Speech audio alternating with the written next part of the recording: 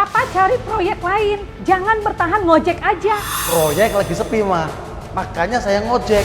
Setidaknya bertahan sampai nanti dapat proyek lagi. Iya, tapi harus berusaha, Pak.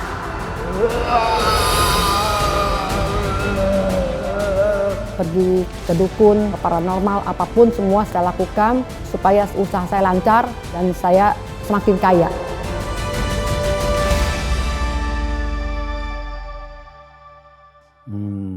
Saudara, saya baru aja baca artikel nih. Jadi ternyata ada 4 jenis kemiskinan, katakanlah seperti itu ya. Tapi saya hanya angkat 2 saja, yaitu kemiskinan absolut dan kemiskinan relatif. Yang berbagi informasi aja. Apa sih kemiskinan absolut? Itu jenis kemiskinan di mana seseorang tidak cukup bisa memenuhi kebutuhan primernya dari apa yang dihasilkan dari pekerjaannya. Pendapatan itu tidak cukup untuk sandang, pangan, papan, apalagi untuk kebutuhan sekunder tambahannya. Nah, kalau kemiskinan relatif, dia sudah berada di atas garis kemiskinan yang sebelumnya dialami. Tapi kenyataannya begitu dia buka mata, dia berada di tengah masyarakat, ternyata secara materi dia masih kurang.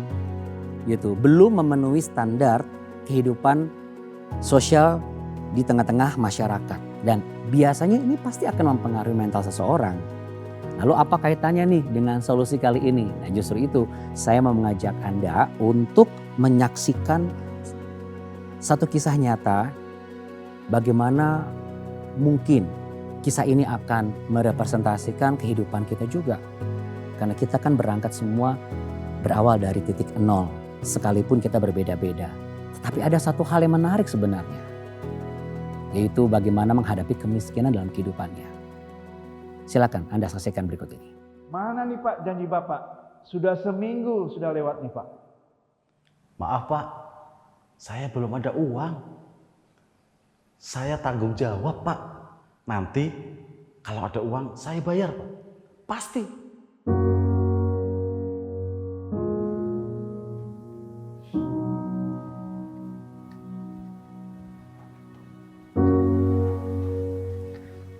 Pak, mikirin apa sih? Enggak kok, Ma. Ini tiba-tiba teringat sesuatu.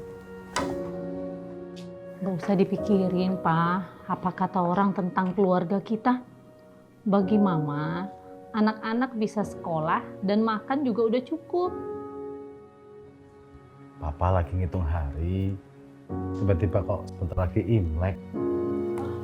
Mau nanya Pak, tahun ini kita Imleknya di sini atau ke rumah oma opa ya? Ci, tahun ini kita Imleknya di rumah aja ya. Papa Mama belum ada uang.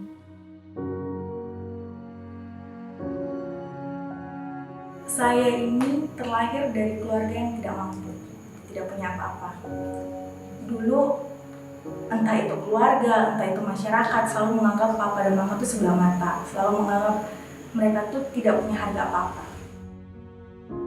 SMP sama SMA saya akselerasi. Kenapa saya mau masuk? Mungkin kalau saya pintar saja orang akan pandang saya masuk akselerasi 2 kali. Ternyata itu hanya sepintas saja. Setelah saya masuk akselerasi mereka bilang, oh iya hebat, sudah selesai.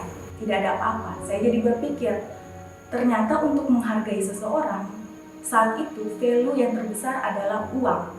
Kenapa kita tidak dihargai? Karena kita miskin. Jadi saya mulai pikir, saya harus punya uang. Saya berdoa, Tuhan bagaimana caranya saya punya uang? Pas SMA saya pikir, saya harus jadi dokter nih, supaya dipandang. Profesinya bagus, uangnya bagus. Jadi dokter itu benar-benar sangat mustahil kalau manusia pikir, karena kita tidak punya apa-apa. Motivasi saya masuk dokter waktu itu cuma satu, supaya merubah pandangan orang.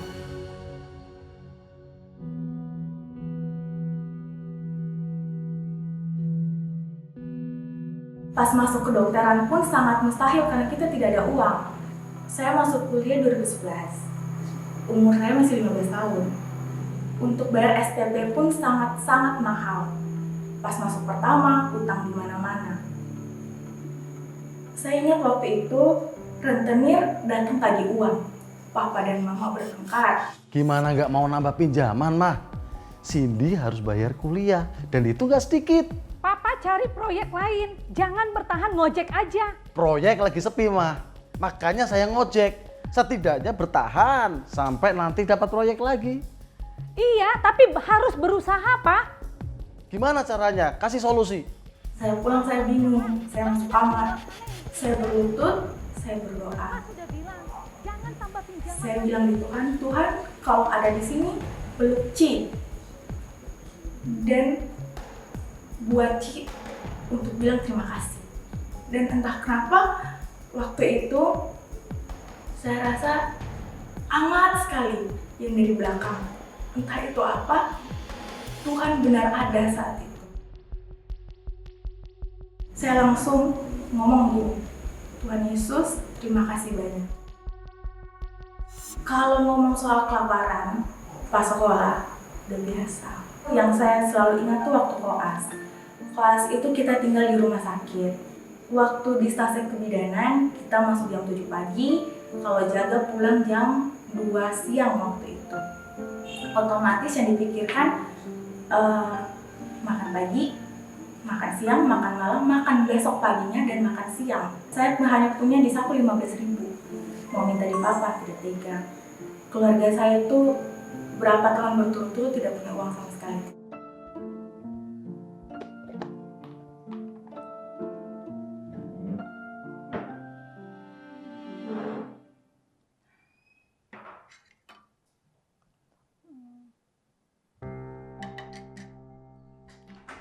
Kok belum berangkat?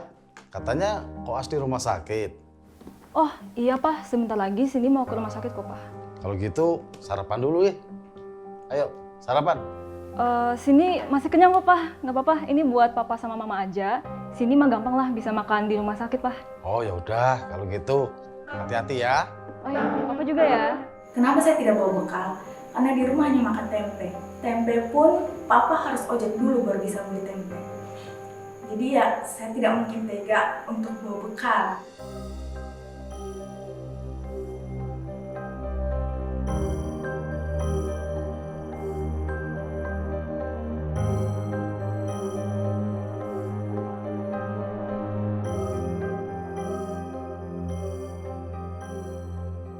Akhirnya ada orang jual buah lengkeng setengah kilo 15.000. Pas dengan uang di saku, saya langsung beli. Setelah saya ambil lengkengnya dari orang yang jualan, saya masuk kamar, saya berdoa. Tuhan, Ci hanya mau kenyang. Dan entah kenapa puji Tuhannya, sampai besok siang pun dengan setengah kilo lengkeng, saya kenyang. Saya pernah pikir, kok Tuhan begini? Sampai cukup dulu orang-orang anggap enteng kita. Saya pernah marah sama Tuhan. Tuhan di mana? Tuhan kenapa pilih Ci? Kenapa harus Ci waktu itu? Sempat waktu itu sekitar 2 mingguan saya tidak mau bicara sama Tuhan. Saya berdoa, Tuhan jauh. Tiap kali masuk kamar Tuhan jauh. Tuhan soalnya ada di sini. Tapi entah kenapa waktu saya masuk kamar, karena saya sudah rasa jauh sekali dari Tuhan. Bukan Tuhan yang jauh, tapi saya yang menjauh. Tapi hebatnya Tuhan Yesus, walaupun saya sudah sangat jahat, sudah marah, sudah bentak, Dia tidak pernah kasih tinggal.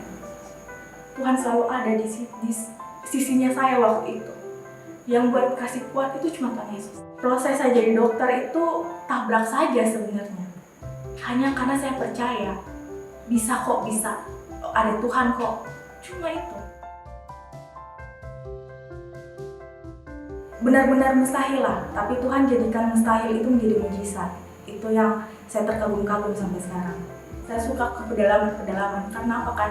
Karena saya tahu mereka susah seperti saya dulu. Menurut saya, yang buat masyarakat senang bahagia itu bukan uang dari kita. Cukup kita ada di situ dan mendengar ceritanya mereka, dan mereka langsung, oh, ada orang yang masih peduli nih, kita tidak sendiri, dan itu penting. Tuhan itu sekali lagi saya bilang, Tuhan itu terlalu sangat hebat.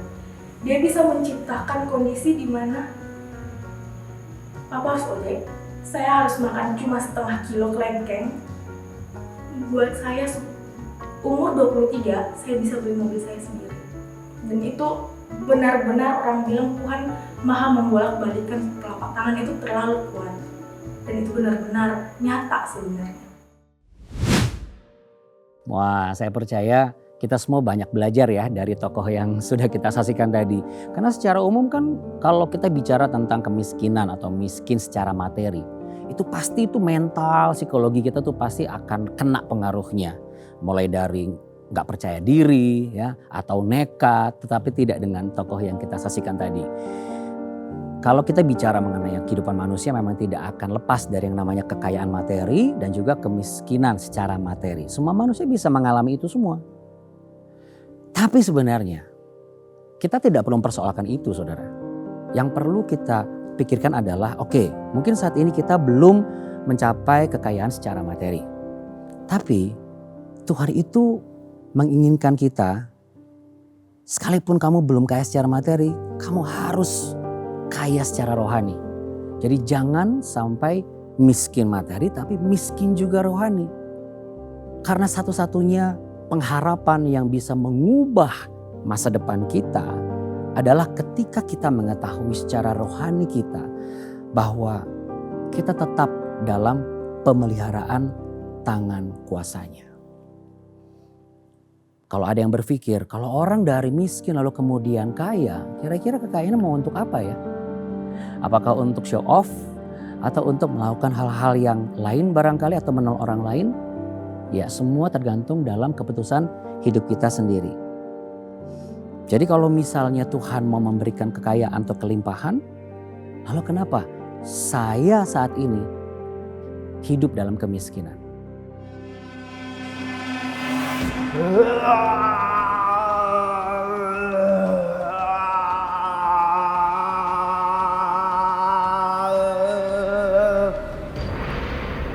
Pokoknya kalian harus ikuti petunjuk Mbah.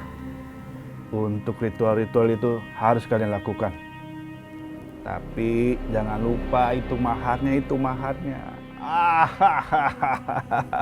Siap Mbah, kayak baru kenal aja. Nanti kalau usaha saya sudah sukses, pasti saya bakal kasih semua buat Mbah.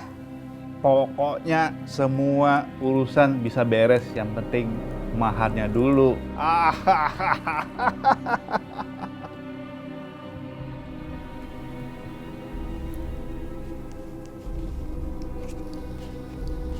Ini Mbah, apa yang Mbah minta sudah kami sediakan. Pergi ke dukun, ke paranormal, apapun semua saya lakukan supaya usaha saya lancar dan saya semakin kaya. Setiap hari saya mengejar dukun karena saya kepengen saya punya usaha lebih maju lagi. Setiap apa kata dukun atau kata kepekong, semua itu saya jalankan.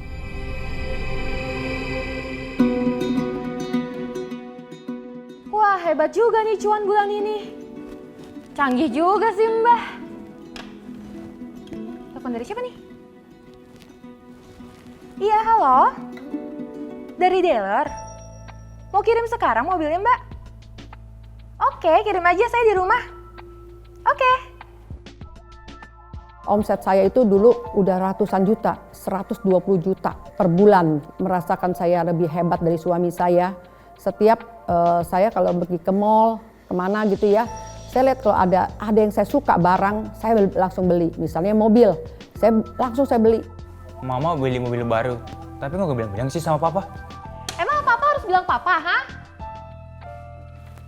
Ma, aku ini suamimu. Harusnya kalau ada apa-apa kasih tarung sama Papa. Suka-suka Mama, mau beli apartemen, rumah, mobil. Nggak usah ngatur-ngatur Mama. Udah sana minggir. Dia tambah maju bisnisnya, tapi saya juga lihat dia mengalami banyak perubahan, menjadi sombong, dia menganggap sekarang dia lebih hebat dari saya. Saya di situ saya timbul roh kesombongan. Saya merasakan kalau saya ribut dengan suami saya harus tunduk sama saya. Dia harus mengalah sama saya. Benar-benar waktu itu walaupun secara materi diberkati, tapi tidak ada yang namanya sukacita dan damai sejahtera.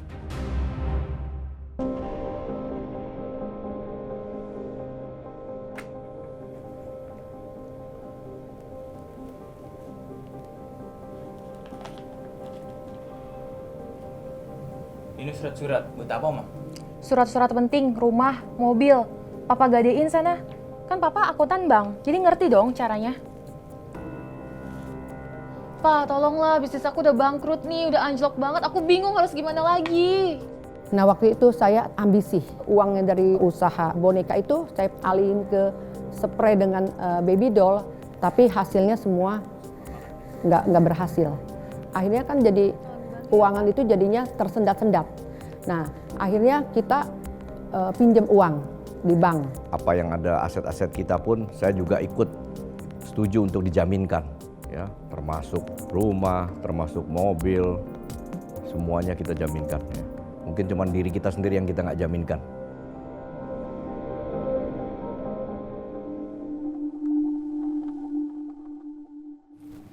Papa udah kasih semua jaminannya. Dan Papa cuma dapat uang pinjaman 250 juta.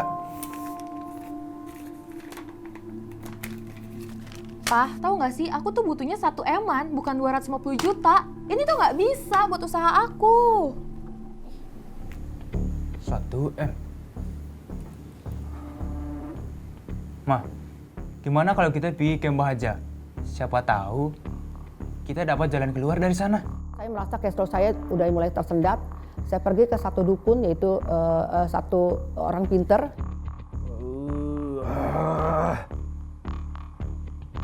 Mbah baca aura kamu saat ini usahanya makin menurun. Untuk itu perlu banyak sesajen dan juga jimat yang jitu. Sehingga perlu ditingkatkan maharnya. Tapi yakin ya Mbah, setelah saya mengasih mahar buat Mbah, usaha saya pasti bakal lancar lagi. Ya pasti Mbak akan bantu. Mas Sandro. Apa kabar? Kabar baik Mas, apa kabar? Baik. Habis dari Mbah ya? Iya Mas, gimana? Gimana ya? Oh ya ngomong-ngomong, bisnis gimana, lancar? Seret Mas. Ya sama aja ya. Oh ya Bu, tadi gini Bu, saya tuh ada duit 1 miliar, cuman nggak bisa cari sekarang Bu. Gimana kalau misalnya aku minjam duit 100 juta dulu sama ibunya, nanti kalau misalnya duit saya cair, baru kita join bisnis. Gimana maksudnya? Ya gitu, saya minjam dulu 100 juta, nanti kalau misalnya duit saya cair, nah kita join bisnis lagi gitu loh. Dan orang ini dia bilang dia mau join sama saya. Kamu kalau misalnya mau saya taruh dana, saya 1 M pun saya bisa ada. Tapi kamu bisa nggak pinjemin saya uang dulu 100 juta karena saya harus tebus barang itu. Karena saya mau dapat uang MM-nya itu, saya kasih semuanya. Nah ternyata orang ini penipuan. Pas saya cari ke rumahnya, saya cari rumahnya itu rumahnya kontrakan. Aduh, si Andro nomornya nggak aktif-aktif, ya ampun. Gimana uang gue? 100 juta. Ma, Papa kan udah pernah kasih tahu. Mama jangan kasih uang sembarangan sama orang. Nah disitulah saya mulai kebangkrutan. Ya, saya punya 120 karyawan, saya tidak bisa membayar gaji dia. Semua emas berlian saya semua sudah saya jual. Apapun semua sudah jual, sudah tidak ada apa-apa lagi. Utang saya dengan aset saya lebih besar daripada utang saya. Siapa tuh, Ma? Hah, jangan-jangan penagih hutang lagi. Mama aja yang hadapi ya, Ma.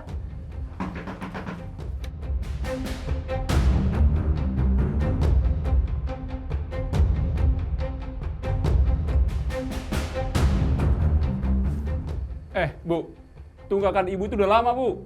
Saya pasti lunasin, Pak. Jadi bayar dong utangnya, udah tanggal berapa, Bu? Kan saya udah telepon ke kantor Bapak, masih kurang puas. Ya, hampir tiap hari mereka datang menteror kami. Itu baik utang-utang kepada supplier maupun utang-utang kepada kartu kredit. Saya merasakan yang waktu itu yang namanya hidup yang mencekam, ya. Takutan yang luar biasa. Bahkan waktu saya juga sempat berpikir untuk bunuh diri. Dan semua dukun-dukun yang saya andalkan itu gak ada satupun yang bisa menolong saya lagi.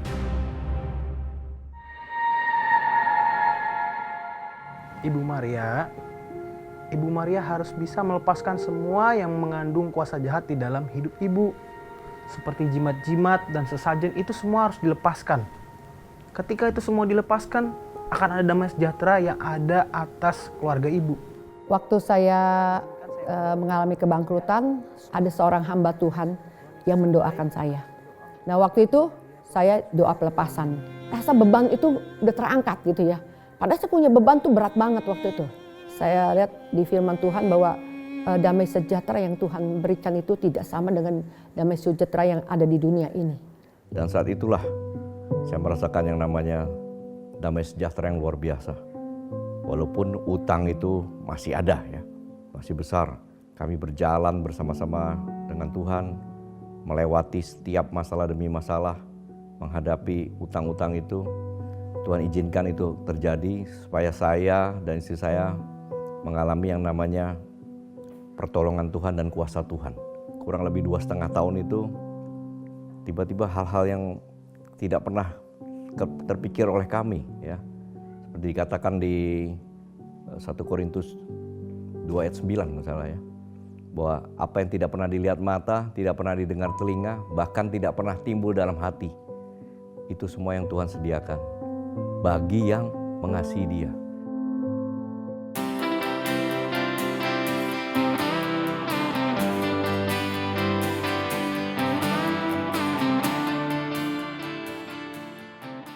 Akhirnya kami bisa menyelesaikan utang-utang kami, bahkan keluarga kami dipulihkan, semua boleh mengenal Tuhan Yesus, kebaikan Tuhan Yesus.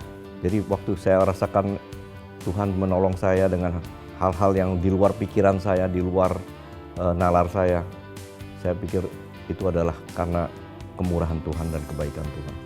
Saya sangat menyesal. Saya itu kenal dengan okultisme, ya, ikut setan, ikut dukun. Saya sangat menyesal. Semuanya itu sia-sia. Akar segala kejahatan adalah cinta uang. Dulu saya sebelum bertobat, saya mengejar uang, ya, segala bisnis apapun saya kejar. Tetapi setelah saya kenal Tuhan, bahwa carilah dahulu kerajaan Allah dan kebenarannya, maka semua akan ditambahkan. Disitulah saya mengejar memburu Tuhan.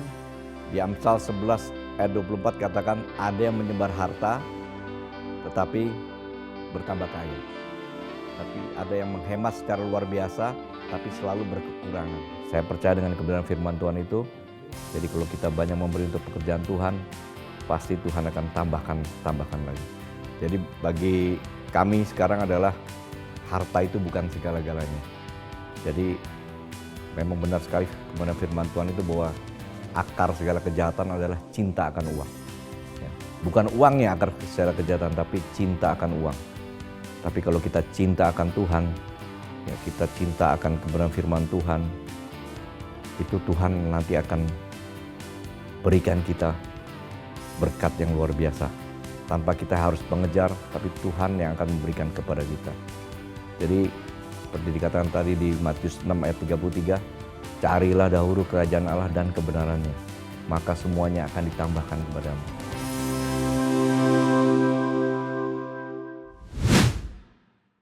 Ya, saya boleh katakan solusi kali ini tidak kalah spesial dari solusi yang lainnya. Kenapa? Karena ini membuat saya tuh ingat lagi gitu loh saudara. Dari dulu saya pernah juga mengalami seperti yang Cindy alami, yaitu saya pernah berpikir kayaknya tujuan saya tuh harus sukses gitu. Jadi kalau nggak sukses nanti orang tidak akan mengakui. Jadi saya butuh pengakuan dari orang. Dan saya juga pernah terpikir saya harus kaya. Tujuan hidup saya harus jadi kaya. Yang akhirnya itu juga tidak mendatangkan kepuasan juga sebenarnya. Ya setiap manusia memang punya tujuan hidup masing-masing. Bebas. Anda mau tentukan tujuan hidup Anda apa. Mau sukses silahkan. Dalam Matius pasal 5 ayat 3. Ayat ini tuh bagian dari apa yang saya alami juga. Berbahagialah orang yang miskin di hadapan Allah, karena mereka mempunyai kerajaan surga. Dulu saya pikir orang miskin kayak gak bisa ngapa-ngapain. Tapi ketika saya punya pengharapan di dalam Tuhan, saya punya harapan bahwa oh iya ya, saya punya Tuhan di dalam diri saya. Dan bersama dengan Tuhan, semuanya akan berhasil. Saya mau bagi ini di Yosua pasal 1, ayat yang ke-8. Dikatakan demikian, janganlah engkau lupa memperkatakan kitab Taurat ini, tapi renungkanlah itu siang dan malam, supaya engkau bertindak hati-hati sesuai dengan segala yang tertulis di dalamnya, Sebab dengan demikian perjalananmu akan berhasil dan engkau akan beruntung. Bukankah kehidupan kita ini perjalanan yang akan menuju kepada satu titik tujuan? Apa? Kekayaan. Kekayaan itu bukan tujuannya. Kita akan menghadap Tuhan, bukan? Suka atau tidak suka, kita tuh tujuan kita tuh menghadap kepada Tuhan. Kita kan gak semua ada di dunia ini terus. Itu yang membuat saya tuh iya ya, tujuan hidup saya tuh bukan sukses. Sukses di sini tapi ketemu Tuhan kita gagal. Nah, ketika saya mengubah konsep itu sejalan dengan kesaksian yang kedua, bagaimana mereka suami istri sepakat cari dulu kerajaan Allah kebenarannya. Jadi kalau ada yang bertanya, apa sih tujuan hidupmu? Tujuan hidupku adalah Tuhan. Jadi saya percaya, saudaraku, kalau kita sepakat nih, setelah ini ada kesempatan buat Anda untuk mengubah semuanya. Tujuan hidupmu apa? Cari dulu Tuhan. Ketika engkau selalu menjadikan Tuhan sebagai tujuan pertama dan utamamu, maka firman Tuhan katakan, semuanya akan ditambahkan. Izinkan saya mendoakan Anda. Yang cukup Anda lakukan adalah Anda pejamkan mata dan buat diri Anda tenang agar kita bisa berdoa. Tuhan Yesus, Engkau melihat setiap hati yang terbuka saat ini.